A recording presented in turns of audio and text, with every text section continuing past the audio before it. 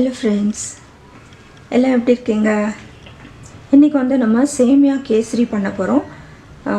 இதுக்கு வந்து நான் ஒரு சின்ன கப்பில் ஒரு கப் எடுத்திருக்கேன். கொஞ்சம் இந்த சர்க்கரை எடுத்திருக்கேன். இந்த சர்க்கரை பார்த்திங்கன்னா இது வந்து சுகர் லைட்டுன்னு இப்போ வருது.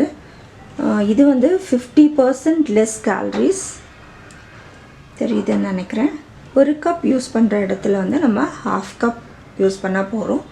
மாதிரி பாதியாக யூஸ் பண்ணால் போகிறோம். அந்த ஸ்வீட்னஸ் நமக்கு கிடைக்குது. இது வந்து ப்ராசஸ்ட், இது சுகர் பிளெண்டட் வித் ஸ்டீவியா. ஏற்கனவே எங்களோட சேனலில் வந்து ஸ்டீவியா லீவ்ஸ் வச்சு டீ போடுறது, டீ தூளில் எப்படி ப்ரிப்பேர் பண்ணுறதெல்லாம் இருக்குது, நீங்கள் பாருங்கள். ஸ்டீவியா லீவ்ஸ் வந்து ஒரு ஸ்வீட்னர். அது உங்களுக்கு வந்து டயபெட்டிக்கெல்லாம் வந்து நல்லா கண்ட்ரோல் ஆகுதுன்னு சொல்கிறாங்க. இந்த சுகர் வந்து பிளெண்டட் வித் ஸ்டீவியா, அதனால் வந்து உங்களுக்கு அந்த ஸ்வீட்னஸ் வந்து அந்த 50% ஸ்டீவியா லீவ்ஸ் வந்து கூட்டுது. நான் இது யூஸ் பண்ணி பாருங்கள். நான் இது வந்து வாங்கியிருக்கேன். பார்க்கலாம், நம்ம ட்ரை பண்ணலாம். இன்றைக்கி தான் வந்து நான் இது போட போகிறேன். இந்த சுகர் எப்படி இருக்குன்னு பார்க்கலாம். இதுக்கு கேசரி கலர் வச்சுருக்கேன், கீ வச்சுருக்கேன், இது கார்டமன் பவுடர். இப்போ எப்படி பண்ணுறதுன்னு நம்ம பார்க்கலாம். இப்போ நம்ம ஒரு பேன் எடுத்துக்கலாம். இதில் வந்து நான் பால் ஊற்றுறேன். இதில் 1.5 கப் பால் இருக்குது. இப்போ இதில் வந்து நம்ம கொஞ்சம் ஏலக்காய் தூள் போட்டுக்கலாம்.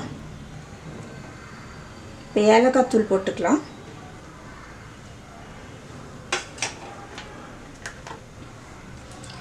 இதில் கலரும் போட்டுக்கலாம் கொஞ்சம்.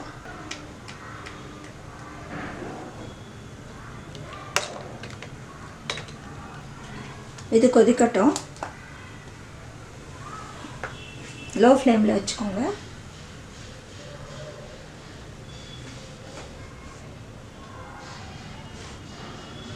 இப்போ இதில் வந்து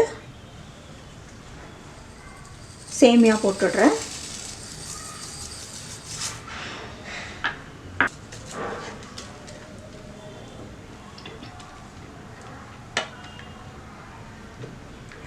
பிஞ்ச் ஆஃப் சால்ட் போட்டுக்கலாம். இது வேகட்டும். கொஞ்சம் நேரம் மூடி போட்டு அதை வேக வச்சிடலாம்.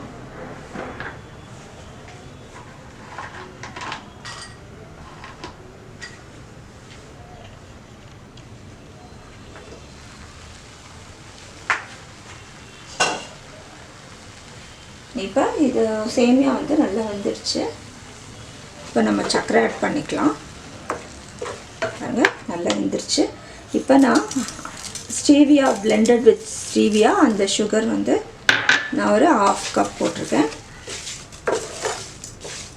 நமக்கு ஸ்வீட்னஸ்க்கு தான் வந்து தேவை. அதனால் எவ்வளோ வந்து ஆக்சுவலாக ஒயிட் சுகர் எவ்வளோ குறைக்கிறோமோ அவ்வளோ நல்லது தான்.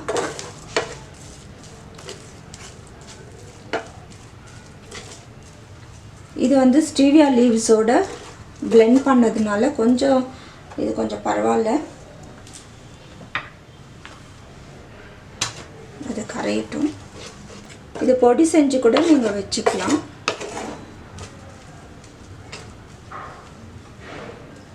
இது கொஞ்சம் பெருசாக இருக்குது சுகர். கொஞ்ச நேரம் கரையட்டும். இப்போ நம்ம கொஞ்சம் நெய் ஊற்றிக்கலாம், அதையும் போட்டுக்கலாம். கேஷ்யூஸ் ரைசின்ஸும் நான் வறுத்து வச்சுருந்தேன், அதையும் போட்டுட்டேன். அதோட நெய்யும் நான் கொஞ்சம் ஊற்றிட்டேன். இன்னும் தேவைப்பட்டால் நம்ம நெய் ஊற்றிக்கலாம். லோ ஃப்ளேமில் வச்சுக்கோங்க.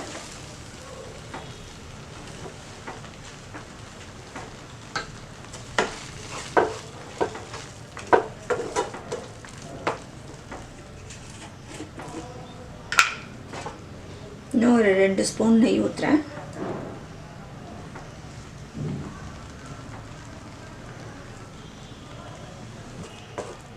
ரொம்ப சிம்பிள்.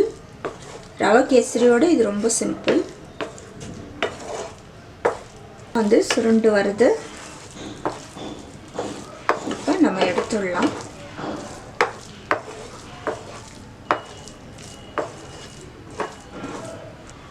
சேமியா கேசரி ரெடி ஆகிடுச்சிங்க. எவ்வளோ சிம்பிள் பார்த்தீங்களா? ரொம்ப ஒரு சிம்பிள். நீங்களும் செஞ்சு பாருங்கள்.